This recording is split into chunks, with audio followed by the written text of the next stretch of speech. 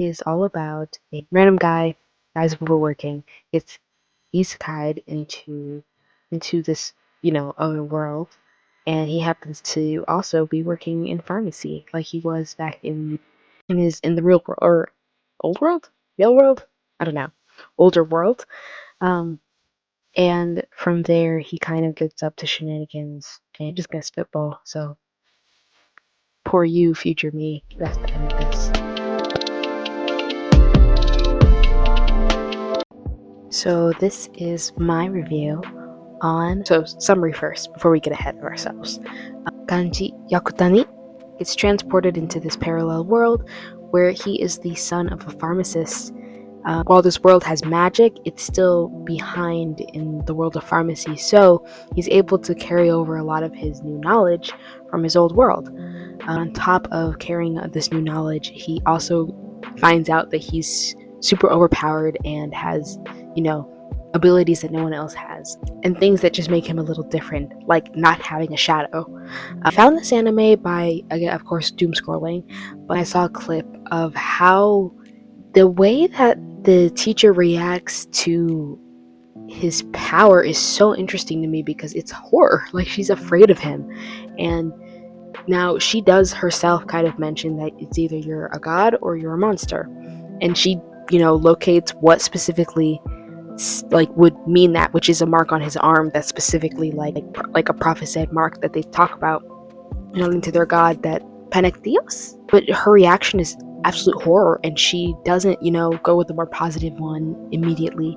Instead, she's fearful of him, and I thought that was so interesting for a character to do that, because very often I think not well planned isekai stories start out this way, where everything goes perfectly for them. And that's a lot of the problem with a lot of isekais, is that they have no conflict because their character is already overpowered, or the character is already really attractive or on track to get all these girls or whatever. But what makes it so interesting is that he might be overpowered, but that doesn't mean that he's safe. And of course that comes back to get him later, but until now, he just has to convince his own teacher that he's okay.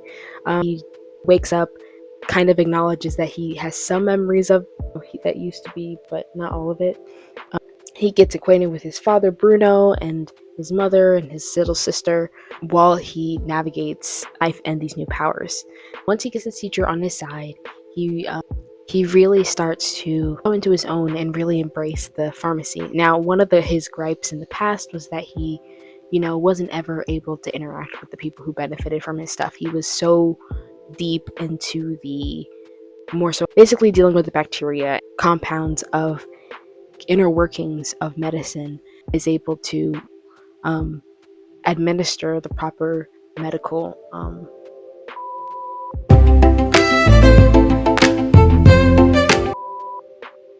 mission to help the queen. The queen gets sick with tuberculosis, which in this world is basically a death sentence, and right before they are ready to put her under euthanasia, he steps in. He says he's got something, and he kind of reveals this secret he's been hiding, and he's been secretly healing who he can with different medicine, because now he can identify their problems with absolute ease. He's kind of delighting in helping out these people and being indispensable, especially considering he's such a freak of nature. Once healing the queen gives him a pharmacy, and he is able to build from that, and with some of his old staff and some friends, successfully open up a pharmacy. And the next couple of episodes are him kind of navigating how to have this high class looking place and still inviting for commoners, as well as managing the guild, because there is a pharmacist guild already in place. But his whole thing is about making medicine affordable, and he makes them at super low prices, and eventually works on getting commoners to come in, and then making his own guild so that he doesn't have to abide by rules, or because the other guild has iced him out. And on top of dealing with the guild, he kind of addresses a lot of the other health of this world back in the age of medicine. And he really does a good job of not doing all the work himself. Again, a common thing with the with overpowered protagonists is that in isekais especially, is that they end up doing, in not well written isekais, they, or not great isekais, they end up doing all the work by themselves, and they kind of are expected to be this one-man show all the time, when in truth you really can't do all that stuff by yourself. And I think it's really great that he doesn't hide what he makes or whatever. I'm gushing already. Spoilers at this point, if there is a time where I'm not talking about spoilers, even this is a whole lot of spoilers. This will be the time period that will come up on this, so you can skip to. Okay, so up until now, I've been talking about the kind of minor plots and conflicts between episode 1 to episode 9. But after episode 9, the story delves into the Black Plague coming back. And if you don't know, the Black Plague is one of, if not the most vile virus infection that has plagued humanity and has killed like over 4 million. Actually, I gotta check the numbers on that. I'll probably put it on the screen if I don't record it. But the Black Plague killed a lot of people. And now it's treatable, but of course in the age of medicine where they don't even have antibiotics, this kind of thing would have killed them without a doubt. So the next episodes kind of work on a single report kind of warning that this is what's happening, and of course they aren't able to identify it. Of course it's farm I call him Farm on accident. It's Farm who notices, and he's able to tell get the queen to get on board, and everyone, like, how exactly to prevent it and what to look for in inspection, and kind of knowing that the plague travels on fleas that attach themselves typically to rats. I do think that it applies to other animals as well, but I'll check that because I kept hearing the plague wasn't the rat's fault, but whatever. But basically, the plague sticks onto a specific kind of flea that feeds on small animals, specifically rodents. And we kind of are like set to follow Farm as he kind of navigates this, and he has to start going into the thick of the infection to try and stop this before it gets to the capital and makes a full-on pandemic. Of course, if I've shown the right images, you already know that this is very similar to a time period that we've all gone through, where many lives were lost and many things changed, all in order to prevent this virus. But basically, in the ending, it's discovered that this Black Plague is a coordinated effort brought on to poison the queen, and that even the tuberculosis at the beginning might have even been part of a plot to kill the queen. But since that didn't work, they figured that they just bring the plague to the entire capital city, and they use a festival, of course, and with that has lots of merchants traveling in as the spawn point for this horrible event. And thanks to Farm's tactics and like preventative measures and very diligent checks, they're able to stop a lot of it, but it gets in through one persistent city because this guy called Camus, Camus, yeah, it depends on where you're reading it or how you're hearing it, dubbed or subbed, but he makes a coordinated effort to get into the city, and eventually they do get in, but thanks to Farm and his dad, they are able to locate him quickly and save everyone. Now Farm is the one who deals the final blow and finally takes this guy out, because apparently his magic is also just as pretty strong, but Pharma has no issue taking him out, and everyone is saved, and the world keeps turning. His new farm, his new guild, and all is well. Happily ever after, right? I think what's really cool about this story is that it demands gratitude for modern medicine, because even as I was filled with immense gratitude watching this anime as I hear Farm talk about like what is needed for these medicines to happen and what they do and counteract. And he doesn't do that as much as you get into later on episodes, but having such a deep understanding of how medicine works and what compounds specifically make that is something that only he could have done as a pharmacist. And it's like the unremembered, like the unidentified prowess of pharmacists. Now, I think the sub I was watching in didn't quite know the word pharmacist. They said pharmacician. I'm going to look up if that's something at all or if that's really just a translation thing, but I'm going to keep saying pharmacist, so forgive me if I'm wrong. Anyway, I think it really showed off the, like, kind of looked over pharmacists who give medicines and stuff, because it's more than just handing something over to you at the counter, or at least where I'm from, but intricate science that goes into building these things that save our lives every day or make our lives easier and take away pain. And I think that's just amazing. But it really goes to show how far we've come with modern medicine. And even in a world that seems to have like magic, they still need medicine, and developing medicine as a whole is really important for humanity to like continue living. And I think that's one of humanity's greatest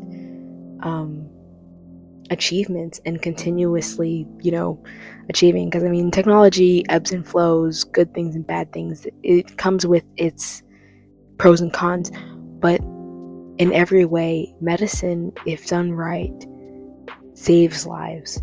And there have been times when it didn't, but for the most part, it's one of humanity's greatest strengths, and it will forever be acknowledged as such. And I think an anime does a really good job of like painting, or at least instilling you with that gratitude and reminding you to, like, how nice it is to have medicine on hand.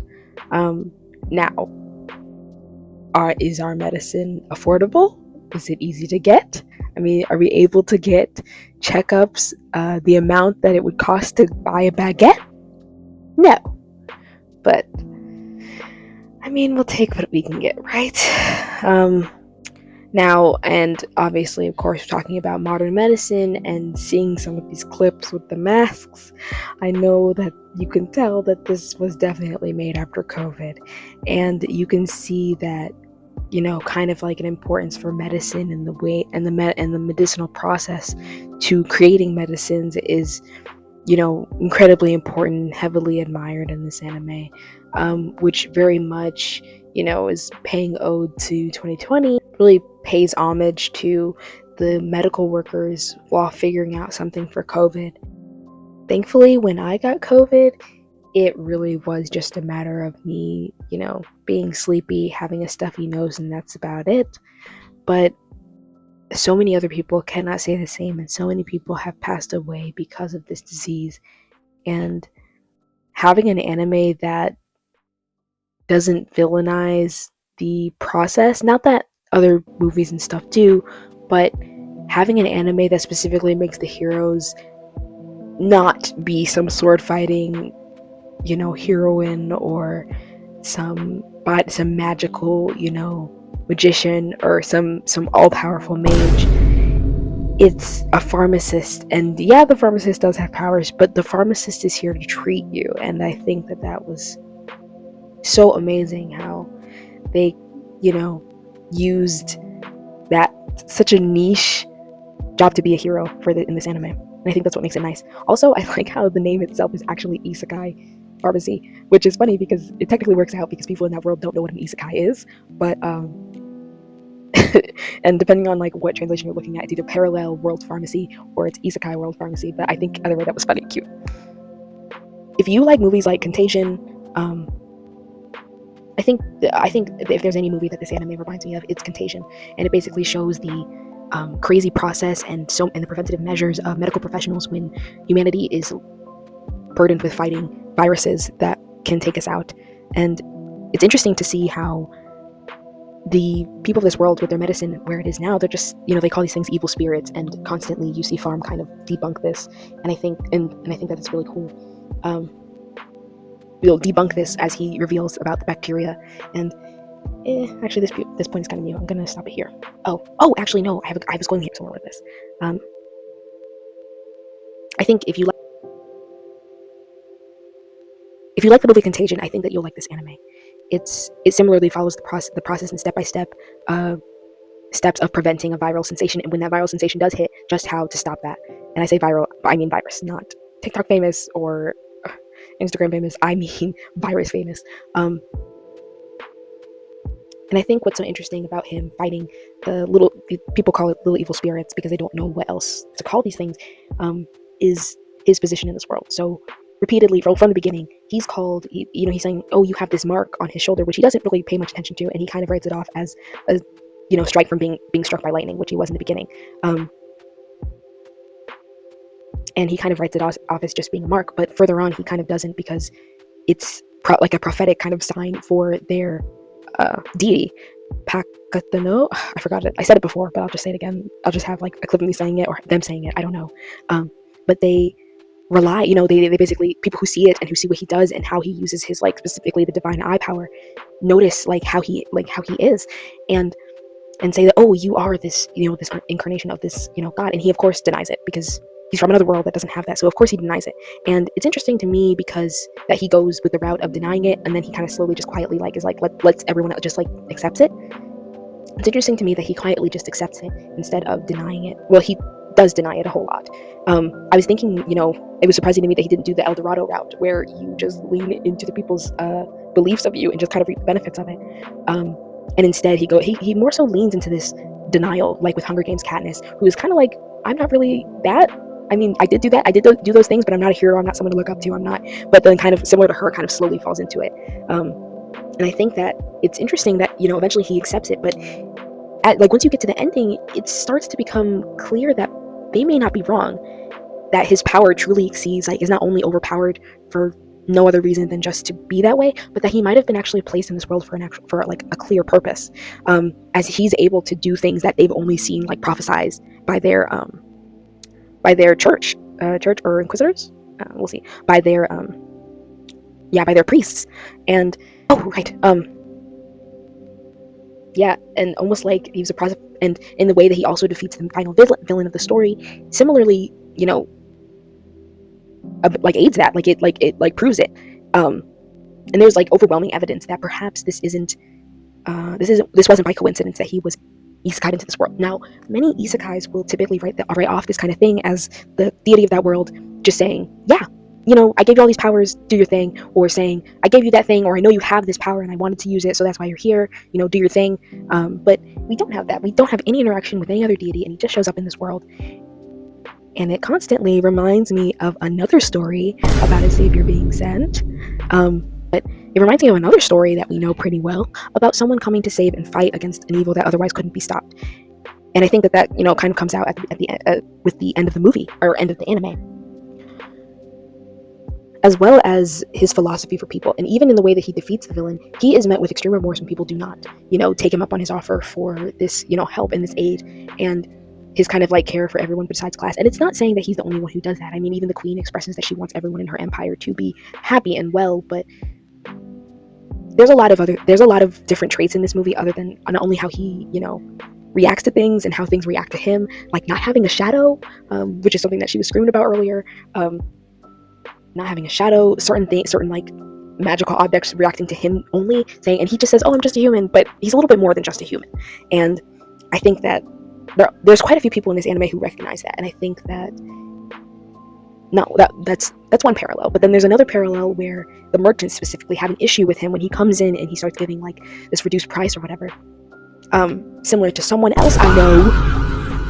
But otherwise, I think that this story similarly has the same kind of birthing for hope that life is not, you're not alone, and that or that someone came to save people regardless of their class, their state, what they've done before. You can be good, you can be bad, you can be belligerent and still have access to this. And I think that access to living hope. And I think that this anime was a huge embodiment for that particular message, and I really enjoyed that. My final thoughts. Animation was pretty good. I thought, it's no Mappa, which I think we are getting spoiled thanks to Mappa, which we absolutely are spoiled from. But the animation's pretty good. There weren't too many lazy shots. Bandai Namco. There weren't many lazy shots. The animation was really good, and I loved that there was extra care taken into these characters that we may not see many times. Like even these women or men who show up as random goers in in his pharmacy have so much detail, which is something that you do not see, especially in isekai where there's a lot of characters who are distinctively made to be very eye catching. But even the unimportant characters are still given their own designs and their own outfits, and you don't see too many copies. Now, I don't mean similar models, because that's just how animation works. It's just easier that way. But they have so much detail in them. You can tell that someone cared, and it almost translates so well into the storyline about how he cares about all these people. And where other animes where NPCs may not, or I call them NPCs, oops, where these almost unimportant characters are not given a face, or they're not given, distinctive features. They're just kind of copy and paste. These ones are so different because they have so many different characters here, and it's fascinating that the animation ties in so well with the message that Farm represents.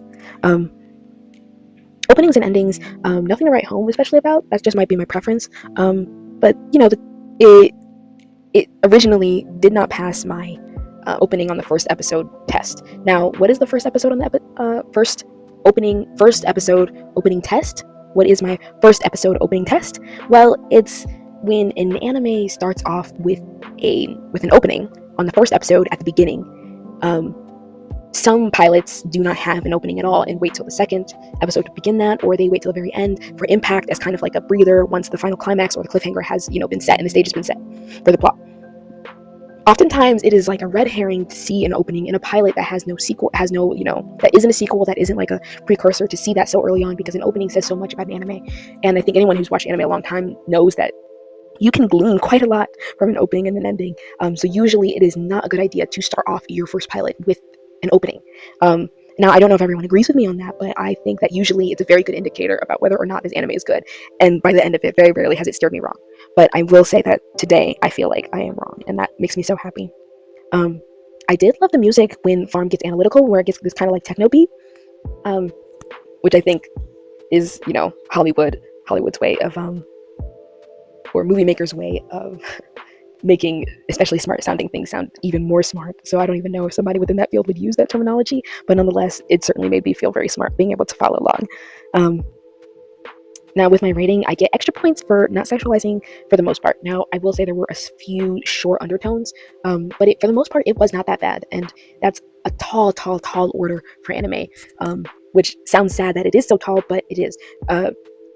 I think that this stems from a lot of the conservative kind of culture that comes from Japan, where a lot of things have been repressed, and anime is kind of an excuse to no longer repress. So a lot of gross and really really gross and undermining stereotypes and things be allowed to thrive and be allowed to be applauded. And of course, fan service.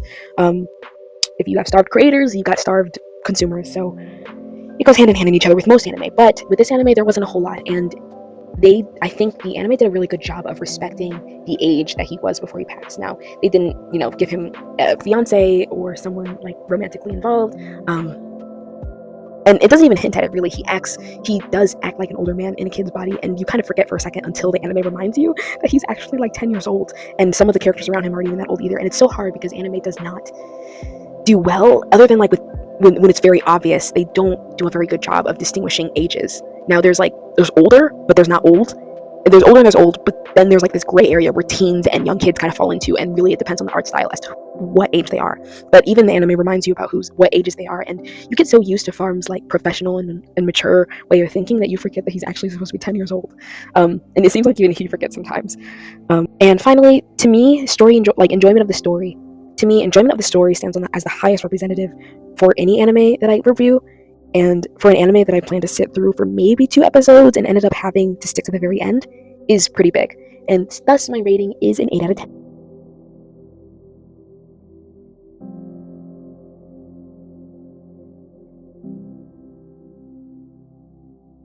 I forgot to mention this before, but I actually felt like for the villain to be as scary as he was, which was surprising, it was very nice to see in an anime that had otherwise been super fluffy.